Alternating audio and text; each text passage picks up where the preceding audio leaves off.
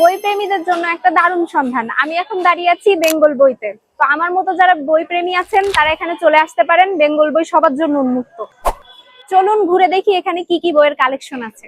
তো দেখতে পাচ্ছেন পিছনে হচ্ছে র্যাকে বই সাজানো, তারা এই প্রাকৃতিক পরিবেশের মধ্যে বই পড়তে পারবেন।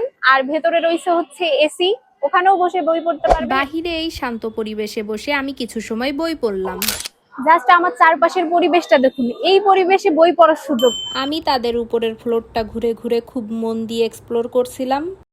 প্রতিটা জায়গায় অ্যাস্থেটিক লাগছিল। কি এই পরিবেশে বই পড়ার কি খুব লোভ হচ্ছে? তাহলে আর দেরি কেন, চলে আসুন। যেহেতু অনেক সময় বই পড়লাম আর ঘোরাঘুরি করলাম, এবার কিছু খাওয়ার পালা। চলুন তাদের নাস্তা ট্রাই করে দেখি কেমন লাগে। তাদের নাস্তা আইটেমে ছিল সিঙ্গারা, সমুচা, চা, পানি।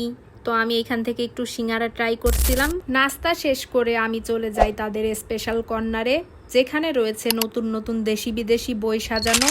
পাশাপাশি বাচ্চাদের জন্য রাখা হয়েছে আলাদা কর্নার, যেন ছোটরাও নিজেদের মতো করে বই উপভোগ করতে পারে। তো ঘোরার ফাঁকে লোকেশনটা শেয়ার করি। লোকেশন হচ্ছে ধানমন্ডি 27, মিনা বাজারের পাশে বেঙ্গল লাইব্রেরি, যেখানে আসলে আপনি এই সুন্দর পরিবেশে বই পড়তে পারবেন। তো অনেকেই আমার ভিডিও দেখেন কিন্তু হচ্ছে লাইক, কমেন্ট, শেয়ার, সাবস্ক্রাইব কিছুই করেন না। এটা কিন্তু একদম ঠিক না।